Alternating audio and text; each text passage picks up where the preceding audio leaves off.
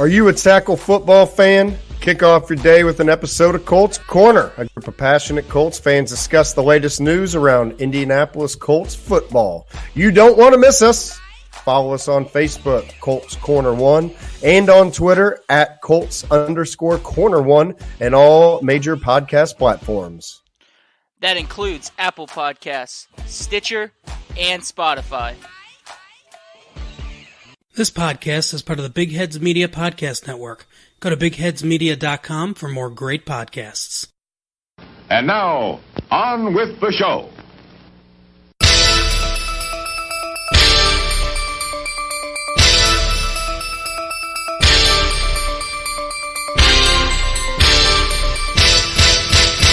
Hey everyone, welcome to We're Watching Here! This is Opinionated Movie Talk with Chris and Perry. My name's Chris Williams. With me, he's more than a brother, less than a wife, Perry Cyber. Thankfully, this isn't ending anytime soon, so we're staying sober. How you doing, Perry? Good, how are you, Chris? I am doing great because today we're going to talk Once Upon a Time in Hollywood. Yes, we are. Quentin Tarantino. I'm very excited to talk about that for a bit. Before we do, what have you been watching? Oh, what have I been watching? I have, for the first time, I caught up with a movie that I have been meaning to watch my entire life. A late 60s classic that had gotten away from me until a few days ago. I finally watched Paul Mazursky's Bob and Carol and Ted and Alice. Okay. Which I had never seen. It was sitting there on the Criterion Channel and it was leaving at the end of July and I thought, I better do this while the getting's good. And I was so happy with it. Like it is not the film I expected, even though I'd read some about it over the years.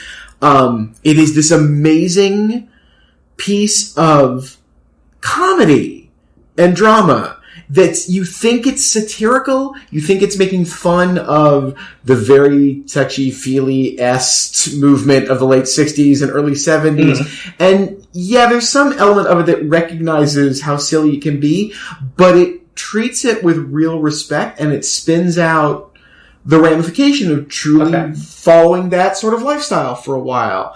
And it catches that point of when boomers who weren't quite young enough to be the flower children of the 60s see these changing mores and affect it. Like, the closest thing I've seen to it are the parents in the ice storm. Okay. Like, that's the generation you're not free love hippies, but that's all going on around you, and you think it might have some merit and value, which they don't in the ice storm. There's a different thing going on in Bob and Carol and Ted and Alice. But I was just amazed by the tone. The performances are great. Robert Culp is fantastic in it. Okay. And it launched Elliot Gould, of course. It's a really marvelous film. I'm sad it's not on Criterion anymore, but that's on TCN every once in a while. And if you've never seen it, I recommend it really highly. It's a film that feels, both of its time being a 1968 film and just a little ahead. It feels like a film more from 72 or 73 in a lot of ways. It's a really great piece of work. And I'm hoping it'll cycle back through on Criterion. A couple notes on Criterion Channel, though.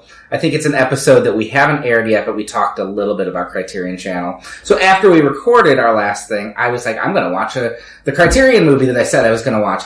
Pulled it up. I have a Google Chromebook. Criterion Channel does not work. No, yeah. So, thankfully, we have this other one. I'll get around to that. But instead, I went to Barnes & Noble. I had a gift card, and they had a Criterion sale going on. Perfect. And I walked away with, what do I get? Face in the Crowd. Nice. Royal Tenenbaums. Nice. And Lost in America. Nice. So, I have two of those. So three good ones, and then my son broke our TV, and I can't watch TV. Oh. So, but what I did see is The Lion King. Oh. And, I took my son to see this. I think I said this back when I talked about Aladdin. I was kind of dreading The Lion King. I did not realize how much I could dread The Lion King. I am all for a movie that just wants to be a technical showcase and really push special effects. And I will say they have reached a level in The Lion King where they can do anything with computers now. You can make lions look like actual lions and zebras look like actual zebras. And that is amazing. But you know what lions cannot do is emote. And they cannot dance. Yeah. And it is I can't even say, like, whatsoever. There's a disconnect. You cannot connect with this movie at all. Because if you've seen The Lion King, which isn't, I don't think it's the classic everyone says, but I liked it a lot when I saw it as a kid. I saw it several times as a kid. If you've seen it, this movie is basically Gus Van Sant's Psycho with The Lion King. It is shot for shot, line for line, but all the energy, all the color is gone. And you're just kind of watching lions fumble around, and it feels like someone took a nature documentary and dubbed Lion King dialogue off it. And it is the most creatively bankrupt thing I have ever seen. And that is saying something for Disney. That is saying something for Disney, that they do something this cynical and this just craven. Like even Aladdin, which I didn't like. They changed some stuff up. They tried something new. Whether it worked or not is another question. This is just the same movie, but there's a reason why they told it in animation before and didn't dub over nature dialogue. You need emotion, you need color, you need energy. That does not exist in The Lion King. My son loved it. The only way I'm going to see this is if it was actually Gus Van Sant's Lion King. This is the film I want now. I didn't even know I wanted this till you put this in my head. Well, they've probably still got Hunchback of Notre Dame, things like that. Maybe they'll get Gus Van Sant to do one of those. I'm sure he's looking for something. Anyways, let's move on to a movie that does have a lot of energy, a lot of emotion. Not a lot of them, well, a little bit, but it's definitely more creatively original than The Lion King. It's got people who can emote in it. Absolutely. And that's Once Upon a Time in Hollywood. Perry, tell us what this movie is and then what you thought about it. Once Upon a Time in Hollywood is Quentin Tarantino's best titled film since Pulp Fiction, and it is the story of Rick Dalton and Cliff Booth. Rick Dalton is a 50s Western TV star of the NBC Screen Gem series Bounty Law, who leaves that show for a bit of a film career, but it's now 1969, and the career ain't going like it used to. And we hear all about it in an early scene when he sits down with an agent played by Al Pacino, who lays out why his career is not going well and why he should go to Italy and make spaghetti westerns, which Rick really doesn't want to do. So Rick is in this moment of career crisis and has a complete lack of self-confidence, leans more than ever on his aide-de-camp, his right-hand man, his stuntman, Cliff Booth, played by Brad Pitt. And we kind of hang out with Rick and Cliff and check out their life for a couple of days. A couple days in February of 1969. Pushing on Rick's buttons, among the many things, are his new neighbors just down the road on Cielo Drive, Roman Polanski and Sharon Tate, who have taken over the house down the street, the hottest director of the moment. Rick's thinking, boy, I'm just one dinner party away from being in the next Roman Polanski movie. That's really good. Thank you very much. And so we follow Rick, we follow Cliff as he does some odds and ends for Rick and ends up meeting a young lady on the street and gives her a ride out to see her living conditions. I'm going to leave that there for the time being. And we watch Rick go to a day at work, shooting a one-dayer on a TV Western in 1969. And we also get to hang out with Sharon Tate a little bit as we find out what it's like to be one of the hot young starlets in Hollywood in 1969 and go to all the swankiest Hollywood Hills parties. And that's pretty much the first 2 hours. Mm-hmm. And then there's another 40 minutes, which we'll talk about in a little bit. Yep, we'll give you a warning before we get there. What do you think about the movie? I love this movie. I think it's a great film. I think it's, in the grand stroke, broad stroke thing, I think it's Quentin's best since Inglourious Bastards. And I think that it is, like Inglourious Bastards was a marvelous love letter to the power of cinema, quite literally, considering the ending. Mm-hmm. I think this is his love letter to actors. I think this is just a love letter, not to necessarily Hollywood in 1969 and not to the TV westerns of the 50s specifically, but just to actors, to the human beings who make movies, including others behind the camera, but actors especially. It's a pleasure to watch DiCaprio in this. He's never been handed a part that required this much range. He's got to do a lot, mm-hmm. and do it with someone who isn't as talented as he is. He's got to play dumb, which is tough to do for a really smart actor.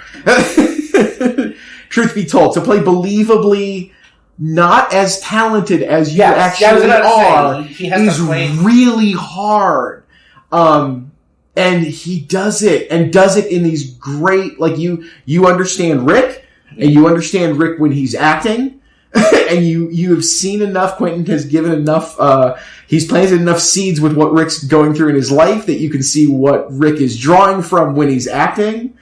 And he's, as always, cast the film beautifully, with a bunch of other fantastic actors who support everything he's trying to get to. Timothy Olyphant is fantastic as the star of the Western that DiCaprio is going to shoot. Lancer, right? Lancer, yep. Yes.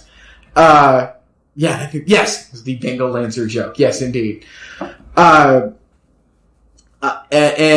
it's just a joy to watch Tarantino play in this setting for a while. Yeah, I would totally agree. I think we talked about this when we did our episode about criticism.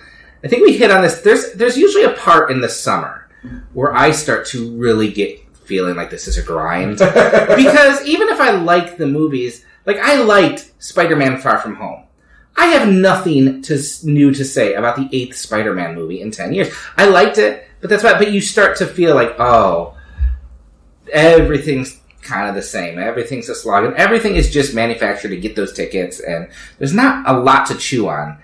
And the best feeling I got was coming out of Once Upon a Time in Hollywood, driving home, and legitimately thinking, I don't know what I thought about that movie. To the point where I'm like, I didn't know if I liked it just yet. I didn't know. I knew I enjoyed watching it, but whether it was good or bad, and I spent 3 or 4 days just thinking about, mulling over different choices he made in this movie, different plot threads, things like that. Just thinking back to watching, like you said, these actors at work. I really loved this movie. It settled in a place where I think it's one of my favorite Tarantino movies. I think it is all the things you love about him, which is he can just shoot actors hanging out like no one else. Gives them great dialogue.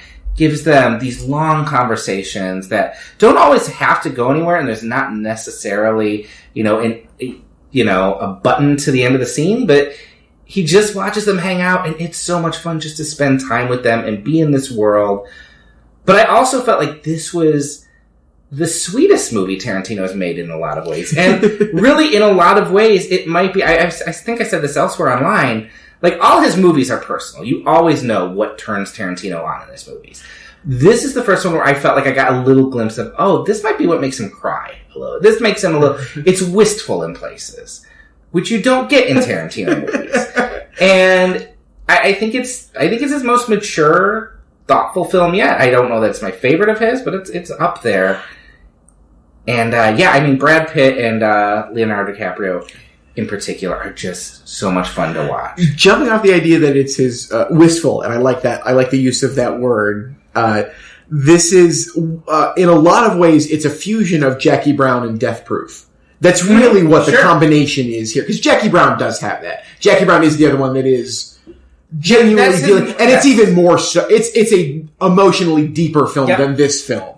Because he actually invests the characters with those emotions. He's not just playing it out for his own sake. Right. The characters are actually experiencing this. But, a lot of people are talking about how this is about a generational shift in Hollywood. It's about Rick Dalton realizing the end of his time. And I think that that's really oversimplifying what's going on here. That's also what Death Proof was about. Death Proof was about an old-time stunt guy who couldn't let things go. That, of course, is played for horror and comedy, where this is played for... let's just call it anticipatory horror. Sure, okay, that's a good and a really humanistic look at, instead of putting it in Stuntman Mike and in the utter sociopath that character was in Death Proof, to give it into someone who is actually capable of real emotion and is sensitive and is very ego-driven and is not sure what's going on in his life. I just love the indecision in Rick so much. It's a wonderful quality, to the point that, and no one has talked about this, He has a stutter. I have that in my review. That is never explained. It's never even mentioned by another character. I love this touch. And let's just another, not as if I haven't praised DiCaprio enough in the minutes we've been talking about this.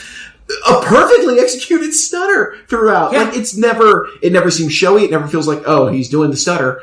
He just stuttered. No, it's not overly pronounced. It's just enough where you can catch him tripping over it and know that he's aware of it, because it always comes in those moments where he's a little insecure. Yes. When he's on screen, he doesn't have it. Never. And there's a scene I love, and there's no reason in it for it except to kind of just watch him and then understand what he's going through as an actor, how he's maybe being reinvigorated with his passion.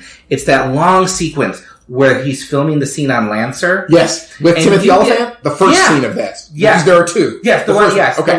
the one in the saloon. I guess they're both in the saloon, but it's a 60s TV Western. The saloon was the only set, and I love the way Tarantino films that, because you get this feeling of just the long camera take.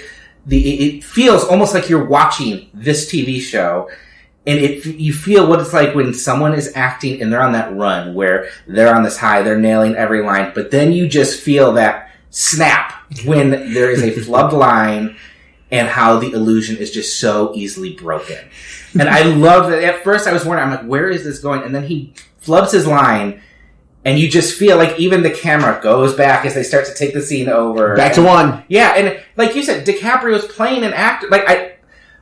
Playing an actor who's acting has to be the hardest thing for an actor, except playing an actor who's acting and they're not a great actor. But a good actor. Good. That's the thing. It's like he's not level. Because you can act badly. Yeah. Really well. Yeah. But this is not. I mean, and even that can be really hard. Let's be honest. I mean, I continually, every time I go back to it, marvel at what Julianne Moore does in Boogie Nights. Mm-hmm. In the scenes that she has the porno scene she has to sit within that movie. That's a spectacular level of bad acting that she manages to pull off. It's very special out of her. Yeah, agreed. I agree. He's just, I don't know how he found it. I don't know that Tarantino knew he was going to get this good a performance. Mm-hmm. I suspect he probably did. I'm sure they've been working on it together for a while. But still, and I feel like he's not going to get the praise for this that I think he really deserves. I think it's one of the best performances of his career. I would totally agree. I think DiCaprio is an actor who, in the right hands, his bigness can be really used really well. Yes. Wolf of Wall Street. I think that is a movie that knows how to use DiCaprio like a weapon. Like, that uses his charisma and his energy and just... And he's got good comic timing that is used really well in that movie especially. Yeah, and here I think Tarantino sees the same. He knows how to get that performance. Have him go, do a big performance. But what helps is he's offset by Pitt, who isn't giving a big performance. He's kind of just... I think I described him as... He's just kind of contentment personified in many scenes. He's just kind of happy to not be in jail. And he's, Rick's kind of hanging around trying to keep the party going. And Cliff is just content to have had a seat at the party and be there. And I love watching Pitt and DiCaprio together because it's just... They complement each other so well in this movie. And I could have a whole movie about Cliff and his dog. There's a sequence where Cliff goes home and makes dinner for his dog and himself. And it's a movie in itself. It is so much fun to watch. I love just the labels on the dog food and the rat-flavored dog food. And the two of them are literally hot and cold in this movie. Mm-hmm. That is, in all sorts of ways. They are hot and cold. And it is fun to watch them play together. DiCaprio he's playing the part that is, in a way, less iconic. I almost think I think on a first viewing, it's easy to think of Pitt as walking off with the movie because he gets to be uber cool. Yeah, and he gets the big... And never breaks that, ever. Yeah, he gets the big cowboy scene. Where Rick's off playing cowboy, Cliff is actually in more of what we assume is going to be a heroic moment that's kind of nicely deflated, but... I think I did leave thinking, Brad Pitt is fantastic in this movie. DiCaprio kind of does what he does. And then the more I thought about it, I'm like, no, they need each other. Other way around. Yes. And they are both just so much fun to watch. I love their relationship is really the heart of this. I love how it's really complex when you think about it, because you have Rick, who has all the success and all the trappings, and Cliff is happy just to kind of be his gopher, and Rick's not really above exploiting that when he needs to. Not at all. But Cliff doesn't resent that, and it's just but there's also this real camaraderie between them too. They're happy to just sit back with beers and watch Rick on TV, and it's such a well thought out relationship. It's one of my favorite, two of my favorite characters in Tarantino movies. I just love watching them together. And we haven't even talked about Margot Robbie yet. We haven't talked about Margot Robbie or about the other the cloud of dread that hangs over the entire 2 hours of the movie, which is there's a really entertaining flashback at about the hour point in the movie, in which we learn a little bit about Cliff's we learn a little about Cliff's backstory. Mm-hmm. We learn why he's no longer getting work as a stuntman. And at the end of that, while this happens, he's up on Rick's roof. He looks out and he sees an ice cream truck arrive at the end of the circular drive that ends just before the gate that leads up to the Polanski Tate residence, and watches a buckskin jacketed, shaggy, dark-haired young man come out of the ice cream truck and walk up and see if anybody's in the house. And you learn that is Charles Manson. Except they never use the word Manson once. No, they don't. Movie. They don't. You just know it's Charlie. Charlie's going to dig you, man. And so that's there and hovering. If you didn't understand that the date of that 1969 was the date in which the Manson murders happened, this is the tip-off that it's going to be there. And so you're always sort of waiting for that shoe to drop. And sure enough, one of the Cliff keeps seeing this attractive hippie girl on the streets, thumbing rides, and the third time he sees her, finally picks her up, and she has to be taken out to Spawn Movie Ranch, which, if you know your Manson history, you know what's coming. Mm-hmm. And I wanted to talk about this because I think that sequence at Spawn Ranch is Tarantino in excelsis. I think it is an outstanding sequence. And we're talking about an outstanding directed sequence. This is, for me, a even better directed film than written film. I don't know that the themes all really mean anything or coalesce into an organic, cohesive thought, mm-hmm. but the experience of watching this movie and seeing this movie and the way that these images are put together just seem to imbue everything with the meaning that I need. I can't articulate it. It's the perfect example of Jean-Luc Godard's great quote about how the only way to critique a movie is to make a movie. Mm-hmm. And I'm not saying I think this movie is a critique of another movie. I don't really know. I don't have the words to describe what this movie experience is as they fully capture what it's like to see it and experience it. And this sequence is where it really flowers for me.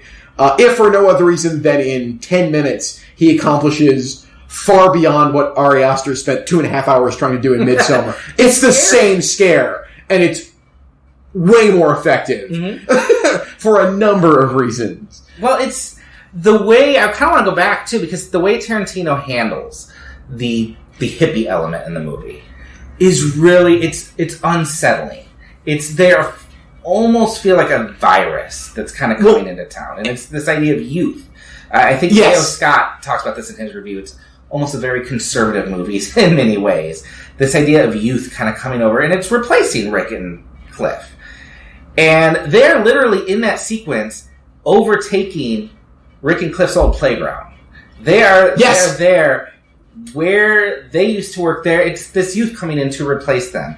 And maybe there's a metaphor that doesn't quite connect the whole way, but you feel it whenever it cuts to the hippies in this movie. This first sequence where they come in and they're scrounging through the trash, and so you just feel something's off. Yes, and to be fair, because this is my own issue with this.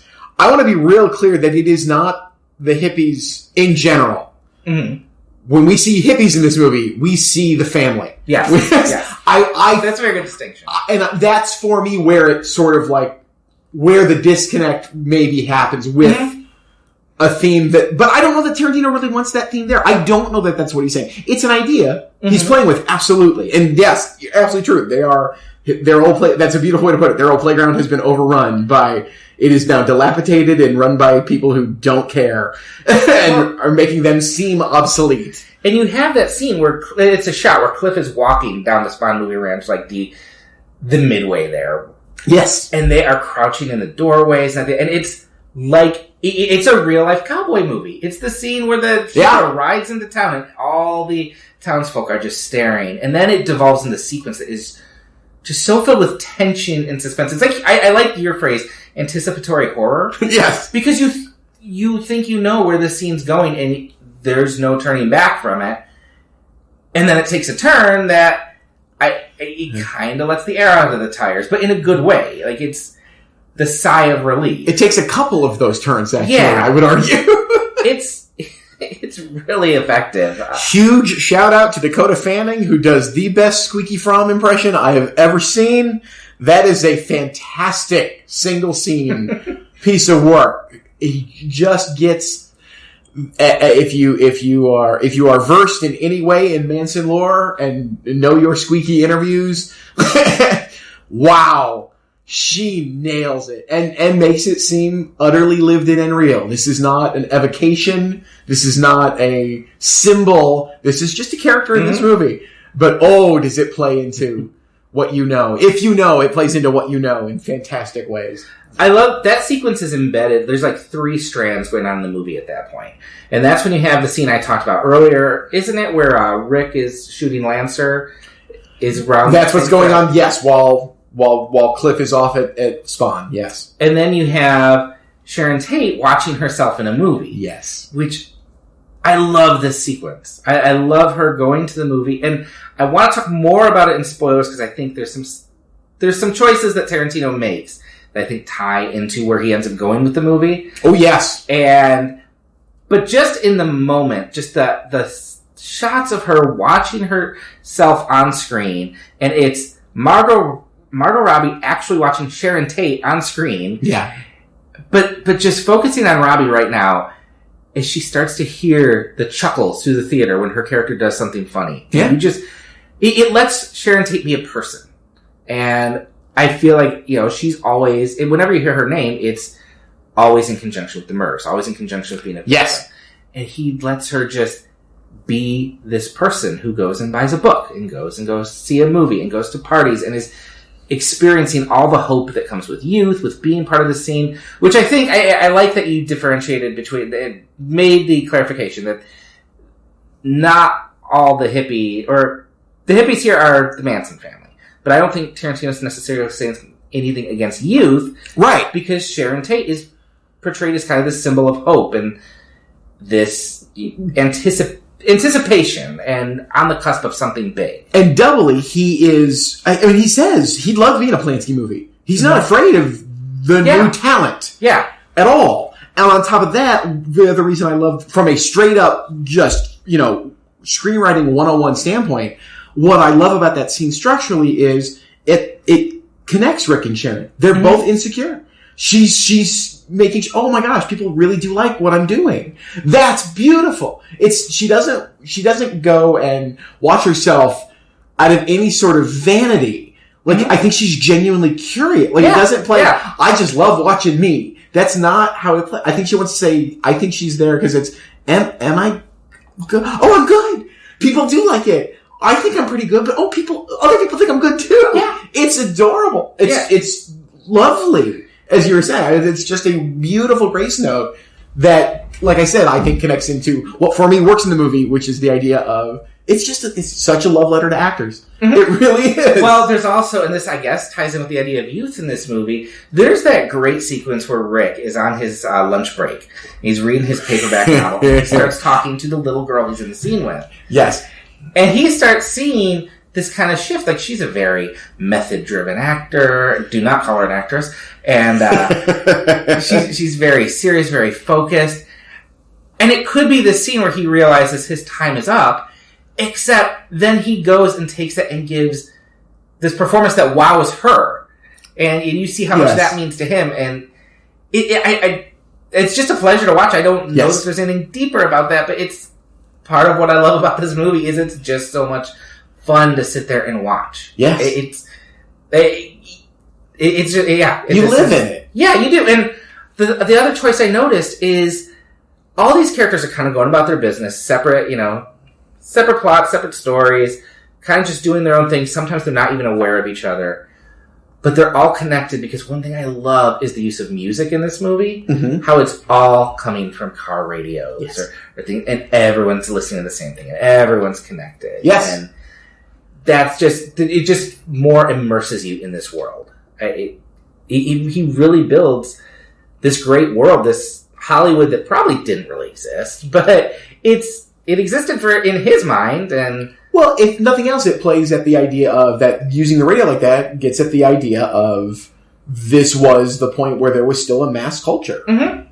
And this is the beginning of the end of that. I mean, you've got, we have talked about this we've talked about this a bunch, and that, that is the exact point in time where it splits and the studios don't know the youth market anymore. And so everybody Dennis Hopper gets to come in and make, he spends whatever pittance he spends to make Easy Rider, and the film makes tens of millions of dollars. It becomes an absolute cultural phenomenon, and Bonnie and Clyde happens, and The Graduate happens. Yeah.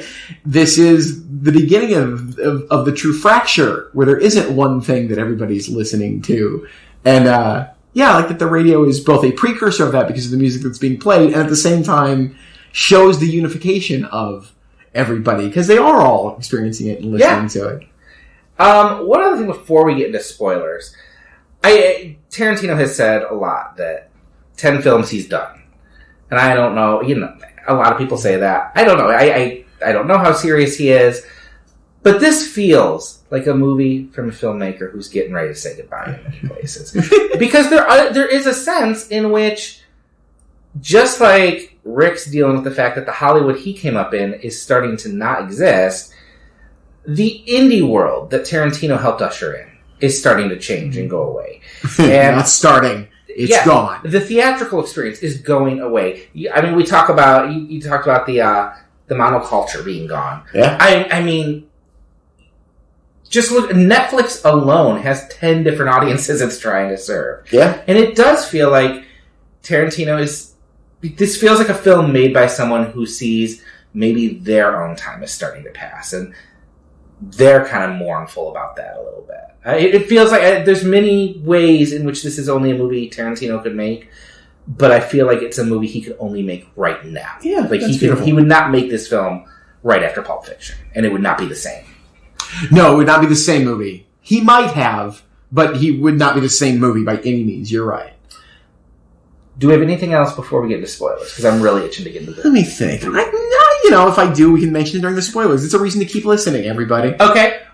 If you have not seen Once Upon a Time in Hollywood, pause the episode, buy a ticket, go see it. About 2.5 hours later, hit play again, and join us for the rest of this thing. But right now, let's talk about the ending. Perry, what happens at the end? So the end of the movie... so we skip ahead 6 months. Rick decides to go to Italy. We find out he makes 4 movies in Italy. Also picks up a young Italian starlet bride and brings her back to the United States. At the same time, Cliff went with him, of course, and was his stuntman over there. But they have realized that it's sort of the end of the run for them being together every day. Mm-hmm. That now that Rick's married, this needs to stop. That Cliff needs to, he's going to move out of the city, which is a big thing. There's a speech earlier in the movie about how important it is to live in LA and to live there, to really live there, to buy property. And that Cliff might move out into the valley and bank the money and live off that for a while, live a little smarter, cut back, and so he can't keep paying Cliff. So Cliff's going to be out on his own. They're going to have one epic drinking session together to say goodbye to their daily friendship. And in the meantime, they're going to have this big old get together on August 8th, 1969, which, if you know your history, is the night of the Tate murders. Mm-hmm. And so, spoilers are coming now. Inglourious Basterds style, Quentin decides to play with history a little bit, and the family members who go to the house end up at Rick's house instead. Yep. Where I'll just go with the old Clockwork Orange reference and say we get a bit of the old Tarantino ultra-violence. Before as you said before, a bittersweet, wistful conclusion. Yes. And that's enough of a description as I want to give. Let's talk about what it all means. I think there's something you said at the start of the review that really, because when I left the movie not knowing what I thought, it was I don't know what to do with this ending at first, because there was a part of me that felt, wow, this came out of nowhere. Should I be offended because this is a real life murder? But you mentioned how this is his best titled film. Yeah. Once Upon a Time in Hollywood. Yeah. And before I went and saw the movie, I was talking with a coworker, and she had a question about the ellipses in the title. And she's like, what do you think about these ellipses? I'm like, I don't know, it's probably an affectation or something. But understanding that title and why those ellipses are there, it's a fairy tale, very obviously. But those ellipses, that's where the wistfulness hits me. This is what I wish had happened. What if those murders didn't have to take place? It's Tarantino using film to kind of give us the ending we want. And he plays throughout the movie with this idea of mischances or what might have happened. We don't know the whole truth. We see Rick missing, imagining the Great Escape that he missed out a role on. But he's reintegrated into that footage when we see it. We don't know exactly what happens to Cliff's wife. There's this whole idea of things we don't know, things that might have happened. There's two sides to the story. And I think that sets you up for this ending in many ways.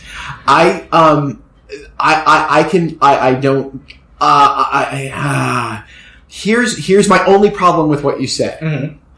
I don't think that I don't want to say that this is the way he would have wanted it to happen. I know that sounds horrible, but I don't think Tarantino's ever dealing with the real world.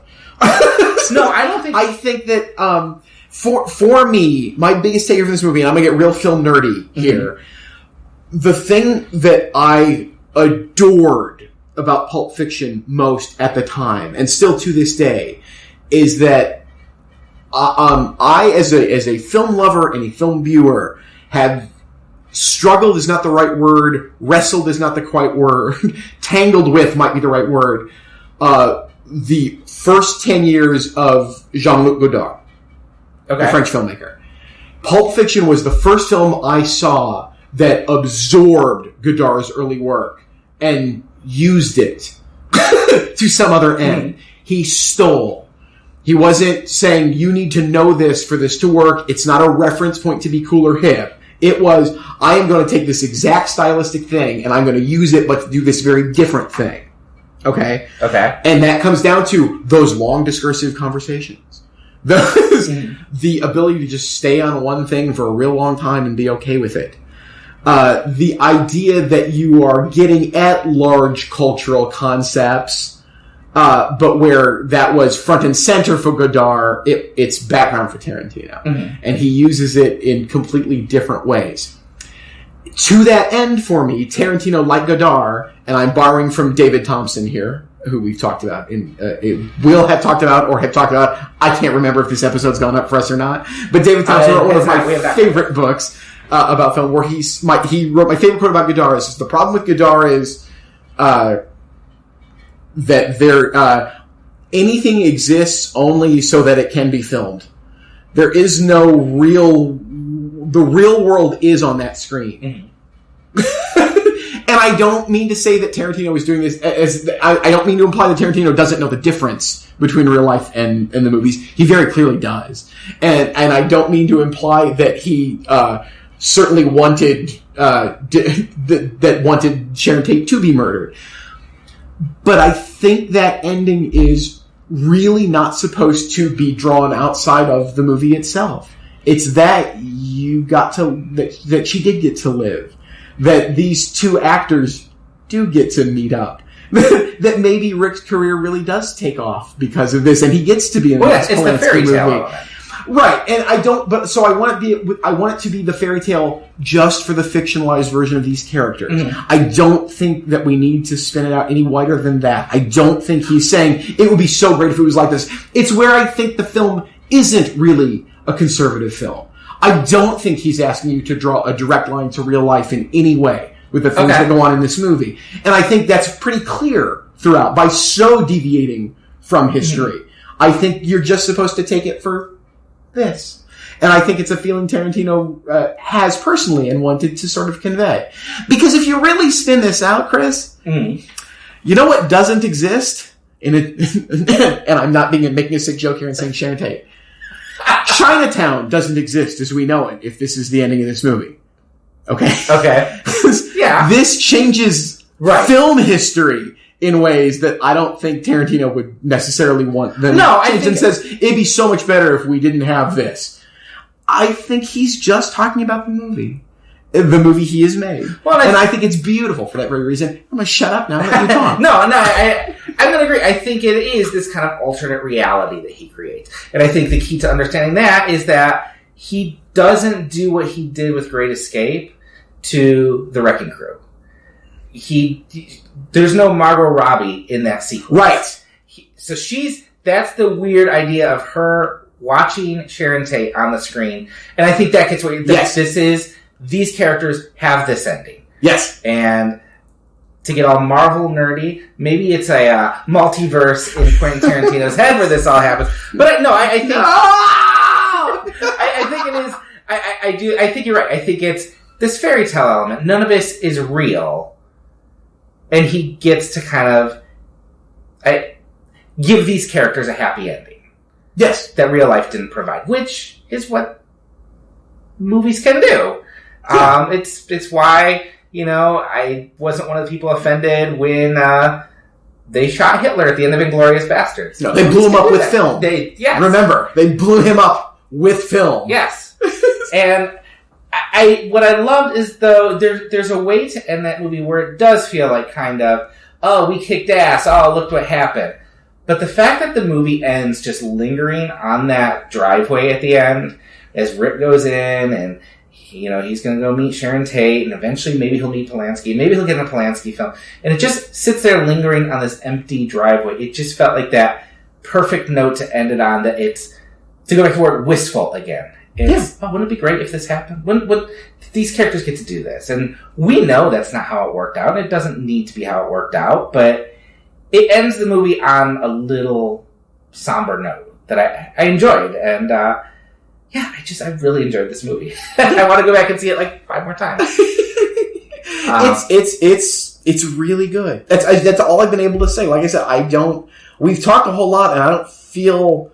it's not a film you can explain. No. It's not a film that is saying anything profound. It doesn't have a point other than to experience it. And whatever you get out of that experience. I think it's an even better directed film than it is written. And that is,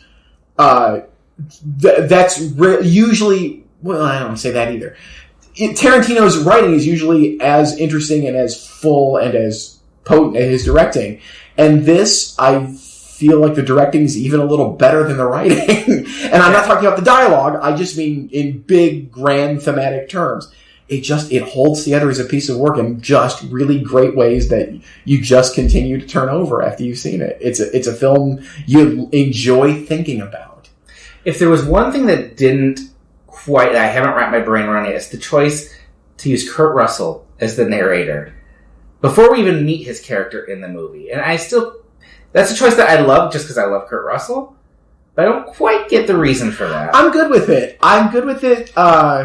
I thought about it as well, and I kind of landed on, I think it's for the sheer reason that out of all the people in the movie, both, all the actors cast in the movie, he was the only one who was actually really around Hollywood in 1969. That's true. I think it gives him that much, I think he's the only one who could carry the gravitas.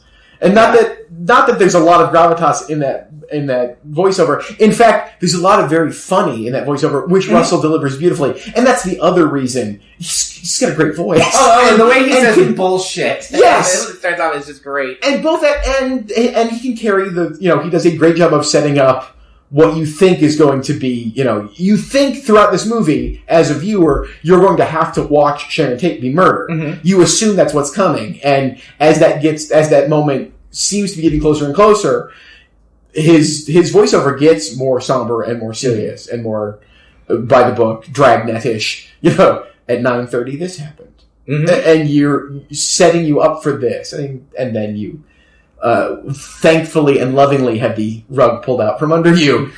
We're in spoilers, so I can say that. Absolutely. We're in heavy spoiler zone here. I loved the payoff to the flamethrower. Well, remember, Tarantino is a savvy enough writer to follow the cardinal rule of Chekhov, right? Which is, if you set up a flamethrower in Act 1, it better go off in Act 3. I didn't expect that to make a comeback, and I loved that. The first 20 minutes of this movie, conservatively, maybe 30, is spent in two long sequences that exist for no other reason than to set up the two big surprises at the end of the movie. I mean, yes, he's setting a bunch of other stuff up and doing things, but, that sequence you talked about that's so lovingly fun of the short movie of him going home to feed the dog is all set up for the end, just as the entire story about... Oh, and I'm blanking on the 14 Fists of McCluskey. 14 Fists of McCluskey, I think. Is that entire story is a setup for the greatest flamethrower in cinema history. And I loved Al Pacino in that short so scene. Fun. It's nice to see Al Pacino walk on a screen and not be exhausted when he walks off the screen. I'm glad he got to be in a Tarantino movie. I wish it had worked out that Burt Reynolds had been in the Bruce Stern role. He died right before they shot, but because no, sorry, no, I would have loved it because the Rick and Cliff characters are so modeled off Burt Reynolds and Hal Needham, and just kind of their friendship, and I would have liked that payoff. But Bruce Stern is good too. I think Stern is fantastic. I can't imagine Burt had been that good in that part. Well, what would have happened is he would have been good, and everyone would have said how good he is, and then he would have been like, "All right, I'll go make shit for the next 5 years or whatever." He would have pulled the PTA and seen the film and yelled at Quentin, "You've ruined my career," and punched him in the face. Well, that is Once Upon a Time in Hollywood. It is playing in theaters now. Perry, do you have any other thoughts on it? No, see it. Even if you don't like Tarantino films for the violence, don't go. Yeah. I don't know what else to tell you. But if you are at all interested, if you are intrigued, I just think this is a film, this is absolutely a film worth seeing.